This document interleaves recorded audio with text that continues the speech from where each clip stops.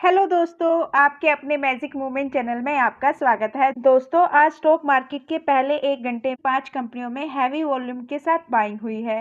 4 companies pharmaceutical sector से है और 1 कंपनी कमर्शियल सर्विस कंपनी है।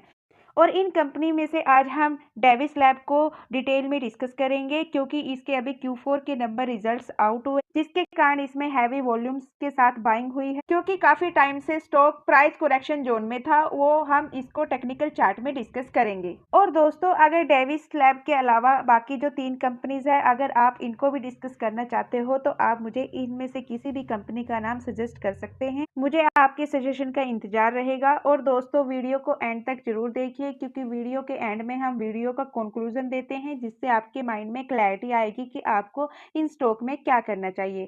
चलो दोस्तों, करते हैं डेविस लैब के साथ आज की वीडियो की शुरुआत। दोस्तों, इसमें आज का वॉल्यूम्स देख सकते हो आप। पहले 1 घंटे में 21 लाख वॉल्यूम के साथ बाइंग हुई। और दोस्तों, इसके रिटर्न्स देख लेते हैं। 5 ईयर के रिटर्न्स 169% के हैं, 3 ईयर के 5% के हैं, 2 ईयर के 22% के हैं और लास्ट ईयर के भी 22% के हैं। और दोस्तों, अगर ऑल टाइम रिटर्न्स की बात करें तो कंपनी ने ऑल टाइम जो रिटर्न्स दिए वो 46,000% के रिटर्न्स दिए। कंपनी हेल्थ केयर सेक्टर से है, लार्ज कैप कंपनी है, मॉडरेट टू रिस्क है। और आज इसमें 4% का जंप आया, 4,286 पर ये अभी ट्रेड कर रही है। दोस्तों, ये इसका लॉन्ग टर्म का चार्ट है। यहाँ पर कंपनी के चार्ट के पैटर्न को डिस्कस कर लेते हैं।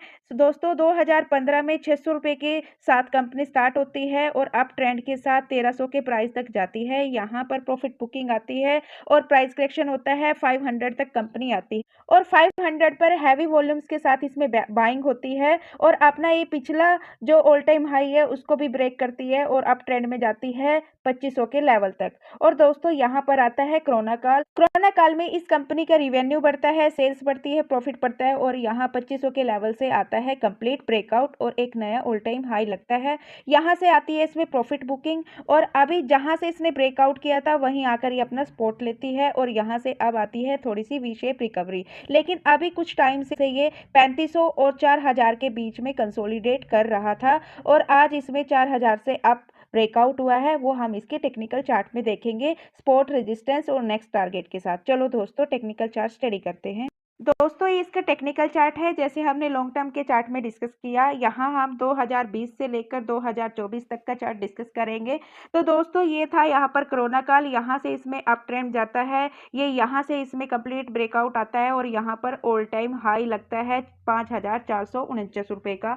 यहाँ से आती है इसमें प्रॉफिट बुकिंग और यहाँ से डाउन ट्रेंड भी स्टार्ट होता है। जहाँ से इसमें ब्रेकआउट आया, यहाँ पर ये रेजिस्टेंस का काम किया, लेकिन यहाँ पर इसने ये सपोर्ट का काम किया और यहीं पर थोड़ा कंसोलिडेट करके यहीं से इसमें आता है अप ट्रेंड। लेकिन 2023 से लेकर 24 तक ये इस रेंज में ही कंसोलिडेट करता रहा रेजिस्टेंस के पास।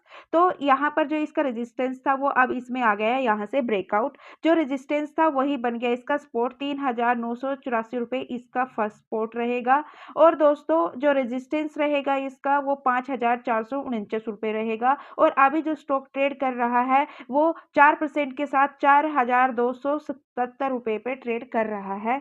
इसके चार्ट के पुराने पैटर्न को देखते हुए जो इसका नेक्स्ट टारगेट रहेगा वो 6000 रहेगा, जो कि ये जल्दी अचीव कर सकता है क्योंकि दोस्तों, जो ये सेक्टर है ये कभी ना फेल होने वाला, कभी ना बंद होने वाला सेक्टर है। और डेविस लैब एक रेपुटेटेड कंपनी है, जानी मानी कंपनी है। बाकी जो बाइंग सेलिंग लेवल्स है वो हम इसके कंक्लूजन में डिस्कस करते हैं। दोस्तों, ये इसके क्वार्टरली रिजल्ट्स हैं। लास्ट 4 क्वार्टर को डिस्कस करते हैं। Q1, Q2, Q3, Q4 sales 17 से 19, 19 से 18।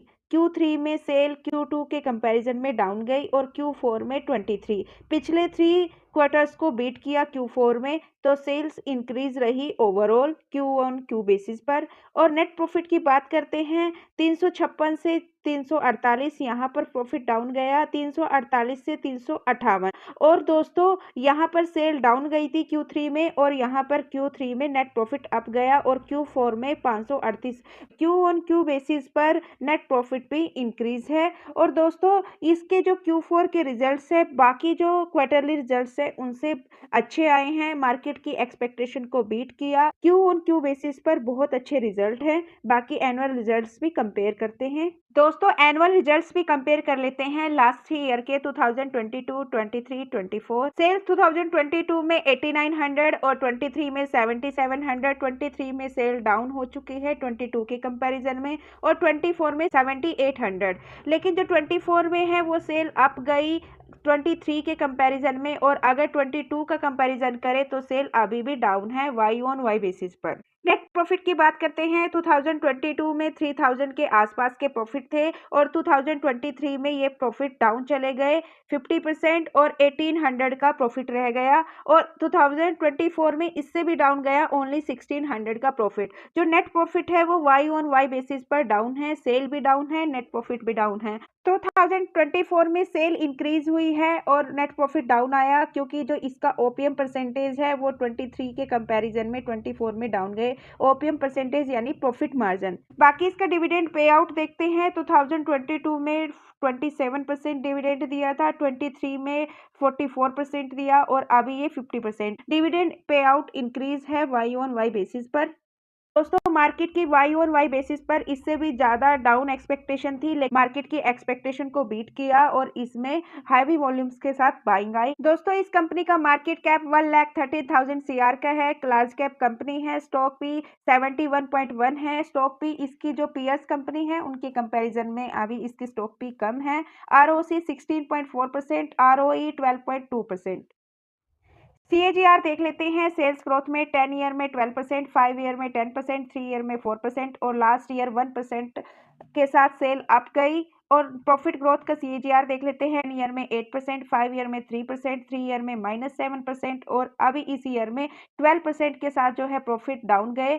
और स्टॉक प्राइस का CAGR देख लेते हैं। 10 ईयर में 21%, 5 ईयर में भी 21%, और लास्ट 3 ईयर में जीरो रिटर्न्स, वो हमने इसके टेक्निकल चार्ट में डिस्कस किया था। और लास्ट 1 ईयर में 17% के साथ जो स्टॉक प्राइस है वो अप गए। शेयर होल्डिंग पैटर्न चेक कर लेते हैं। लास्ट ही क्वार्टर का है। प्रोमोटर्स 51.93% से 51.92%। प्रोमोटर्स ने अपनी होल्डिंग को डिक्रीज किया। एफआईज 14.60% से 14.68%। एफआईज ने अपनी होल्डिंग को इंक्रीज किया। अगर Q3 के कंपैरिजन में देखें तो एफआईज ने भी अपनी होल्डिंग को थोड़ा सा ट्रिम किया। डीआईज 21.65% से 22.10%। डीआईज ने कंटिन्यूसली अपनी होल्डिंग को इंक्रीज किया। गवर्नमेंट 0.10% से सेम एज इट इज, और पब्लिक 11.72% से 11.19%। पब्लिक ने भी अपनी होल्डिंग्स को डिक्रीज किया। दोस्तों ये इसकी पीयर्स कंपनी है। तो दोस्तों ये थी डिविस लैब की कंप्लीट स्टडी। दोस्तों हमने इसका शेयर होल्डिंग पैटर्न चेक किया, टेक्निकल चार्ट स्टडी की, बेसिक फंडामेंटल डिस्कस किए, कंक्लूजन। दोस्तों अगर कोई इस कंपनी में इंटरेस्टेड है और फ्रेश बाइंग करना चाहता है तो दोस्तों मेरे ओपिनियन से 4250 के लेवल पर बाइंग कर लो। एड ऑन करना चाहता है तो वो भी कर लो, क्योंकि अभी भी इसमें 22 से लेकर 24% का डिस्काउंट है इसके ऑल टाइम हाई से। और दोस्तों अगर किसी के पास इसका स्टेक है और प्रॉफिटेबल है, प्रॉफिट बुकिंग करना चाहता है, तो दोस्तों वो 5449 जो कि इसका रेजिस्टेंस है, इसके लेवल के ब्रेक होने के बाद कभी भी अपना प्रॉफिट बुक कर सकता है। और दोस्तों ये वीडियो एजुकेशनल पर्पज से है, मेरी तरफ से किसी भी स्टॉक के लिए कोई रिकमेंडेशन नहीं है। दोस्तों अगर आपको इस वीडियो से कुछ सीखने को मिला तो please like, share and subscribe कीजिए, बेल आइकन को प्रेस कीजिए। मिलते हैं दोस्तों नेक्स्ट वीडियो में नेक्स्ट कंपनी के साथ। तब तक के लिए बाय बाय दोस्तों। प्लीज भाई लाइक कर दो।